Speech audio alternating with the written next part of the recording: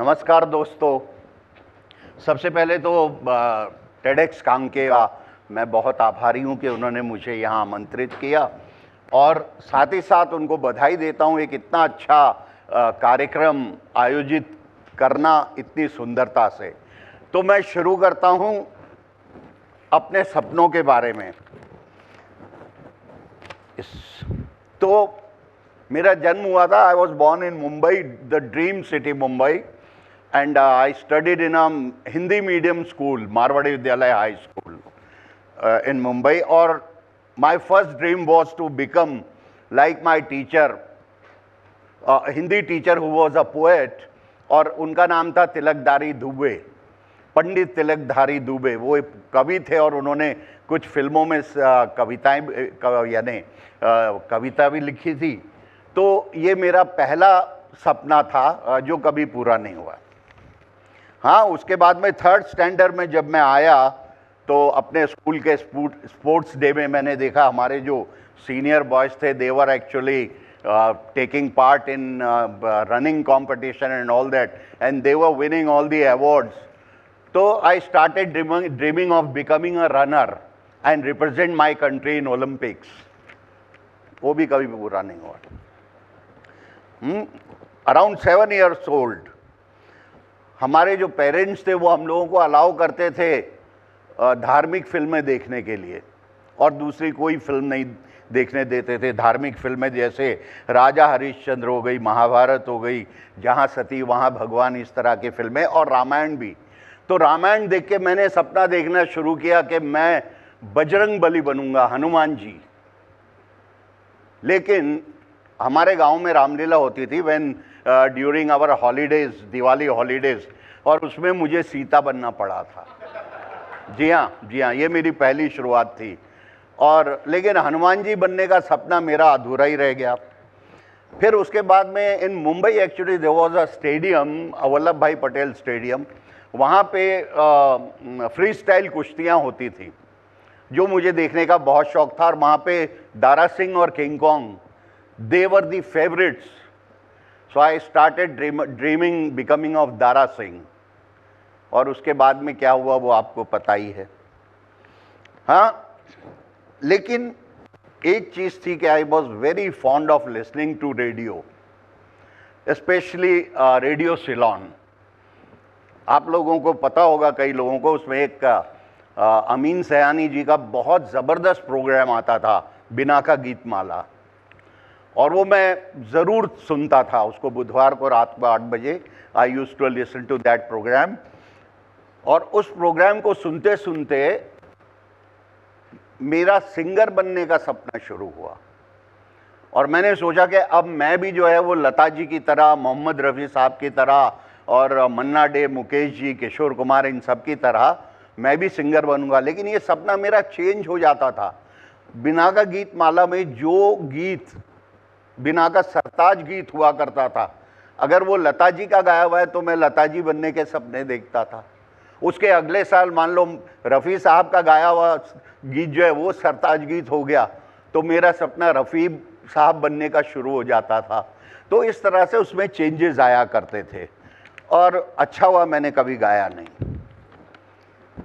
और फिर उसके बाद यहाँ 1962 में आप सबको याद होगा, भारत पर China, we had we were attacked by China.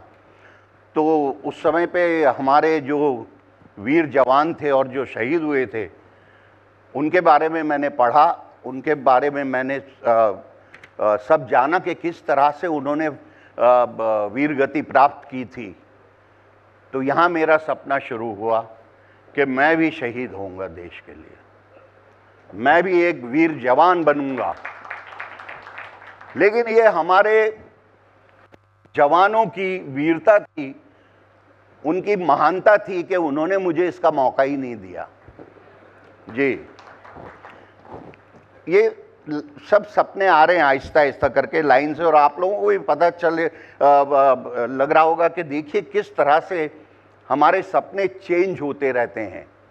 Billion dreams जिसको आप कह रहे हैं वो कैसे होते हैं। हाँ, उसके बाद उसके बाद जब मैं 11 से 15 साल में पहुंचा तो उस समय पे आप लोगों ने भी ये महसूस किया होगा कि ये एक ऐसी उम्र होती है जब आपके घर के जो बुजुर्ग होते हैं उनको हॉस्पिटलाइज करना पड़ जाता है। कुछ ना कुछ कारण होते हैं, उनकी तकलीफ यानी उनकी हेल्थ जो है वो बहुत ख़राब हो जाती है। तो मैंने डॉक्टर्स को देखा कि किस तरह से उन्होंने हमारे बुज़ुर्गों को, दादाजी हों या दादी जी हों, नाना नानी जी, सबको किस तरह से अथक प्रयास किया उन्हें बचाने का, उनको फिर से एक लाइफ देने का। तो ये मैं देखता था तो फिर सपना आया, मुझे सपना मेरा शुरू हुआ कि यार मैं भी डॉक्टर बनूंगा, डॉक्टर कौर और हमारे डॉक्टर पालाश सेन की तरह, कि मैं भी डॉक्टर बनूंगा। लेकिन मैट्रिक में हमारे टाइम पे 11th क्लास होती थी, जो मैट्रिक कहते थे, उसका रिजल्ट मेरा ऐसा आया कि मेरा डॉक्टर बनने का सपना एक तरफ रह गया और मैं आ गया कॉमर्स फैकल्टी में। जी हाँ, मुझे कॉमर्स में एडमिशन लेना पड़ा। उस समय कॉमर्स में कोई पूछता नहीं था, वो जो 3rd क्लास आते थे उनको कॉमर्स में लिया जाता था। तो इस तरह से कि ये सपना भी मेरा अधूरा ही रह गया। हाँ, तो अब जब मैं कॉलेज पहुंचा तो जून में कॉलेज खुले थे, तो मैं सितंबर में गया कॉलेज में। मैं शुरुआत में गया ही नहीं, बोला क्या करना है जाके, फ़ायदा तो नहीं, सपने ही नहीं पूरे हो रहे हैं।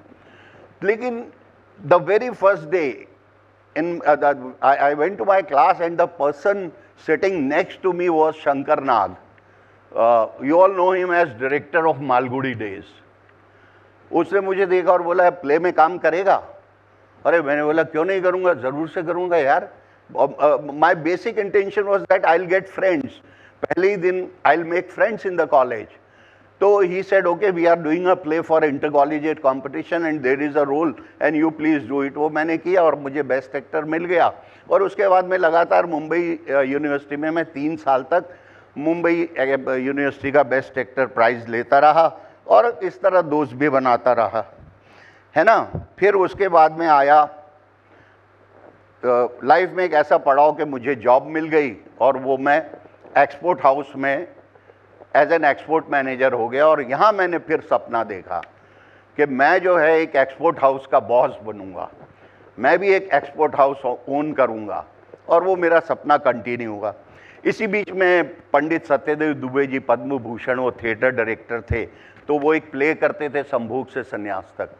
तो उसमें एक एक्टर था, उसको फिल्म की शूटिंग में जाना पड़ा। तो मेरे दोस्त, कॉलेज का ही दोस्त था रवि मेरा, उसने मुझे दुबे जी से इंट्रोड्यूस कराया और उन्होंने मुझे वो प्ले में बोला काम कर लो। मैं उनके एसोसिएशन में आ गया और फिर उसके बाद में वो एक सिलसिला चल पड़ा मेरा ऑफिस जाने का भी और थिएटर में काम करते रहने का भी। लेकिन वो एक्सपोर्ट हाउस का ओनर बनने का मेरा जो सपना था वो कंटिन्यू रहा, वो कभी नहीं रुका। ये और आगे बढ़ते गए। फिर उसके बाद में एक ऐसा पड़ाव आया कि मुझे BBC के लिए सेलेक्ट हुआ। मैं, रॉजर मिशेल डायरेक्टर थे जिन्होंने नोटिंग हिल भी डायरेक्ट की थी फिल्म, और वीनस पीटर ओटूल के साथ में। और उसके लिए मुझे 3 महीने जाना पड़ा। BBC 2 के लिए बुद्ध ऑफ सबबिया करके प्रोजेक्ट था, वो हुआ शुरू। मैंने बोला अब ये करके मैं आ जाता हूँ और उसके बाद में आने के बाद में फिर मैं एक्सपोर्ट हाउस तो अपना बना के रहूँगा चाहे कुछ भी हो जाए। और वो मैंने नहीं छोड़ा कि मैं उस समय के टाटा बिरला की तरह बनूंगा करके, ये मेरा सपना वो कंटिन्यू था। और इसी बीच क्या हुआ, श्याम बेनेगल जी ने मुझे मंडी फिल्म ऑफर कर दी और शशि कपूर जी, गिरीश कर्नाड डायरेक्ट कर रहे थे उत्सव, ये दोनों फिल्में मुझे एक साथ में हो गई, ऑफर हो गई और वो मैंने काम शुरू कर दिया। और वो फिल्में अच्छी, यानी उससे मेरा नाम हो गया। फिर धड़ाधड़ फिल्में मिलने लगी और वो चलता ही रहा मेरा।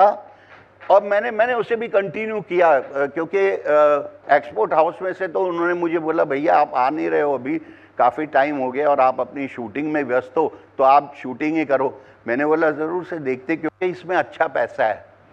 तो ये सोच के मैंने फिल्मों में काम जारी रखा और जो चलते चलते चलते चलते ये इटरनल्स तक पहुंचा, है ना।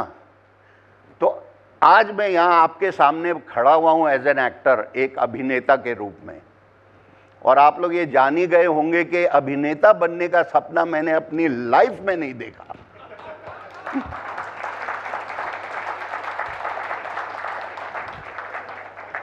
और वो आज भी नहीं देखा है। ये मैं कैसे बन गया, क्या हो गया, क्यों मुझे शंकर नाग मिला, कैसे हुआ, कैसे फिर बाद में मैं दुबे जी के साथ में आया, किस तरह से श्याम बाबू आए उधर पृथ्वी थिएटर में प्ले देखने के लिए, शशि जी ने देखा किस तरह से मैं आ गया इधर। और वो, लेकिन मैं था एक्सपोर्ट हाउस ही अपनी तरफ से अपनी कंपनी बनाने के चक्कर में, और सपना मेरा जो था वो बस उधर ही रह गया। और ये जो है अभिनेता बनने का जो मैंने सपना कभी नहीं देखा, तो इससे अब आप लोगों पर मैं ये निर्णय छोड़ता हूँ कि आपको किस तरह के सपने देखने चाहिए। वो जो टूट जाते हैं या वो जो बन जाते हैं जो आपने सोचा ही नहीं हो, तो इसको आप क्या कहेंगे? आप जाइए, आराम कीजिए, सोइए और सपना देखिए, और उसके बाद में मुझे बताइए कि आपने क्या सपना देखा और वो पूरा हुआ कि नहीं हुआ। बस मैं इतना ही कहना चाहता हूं, और अब इसके आगे क्या कहूं मैं, है ना। धन्यवाद, और मज़ा कीजिए और मुझे आज्ञा दीजिए। नमस्कार।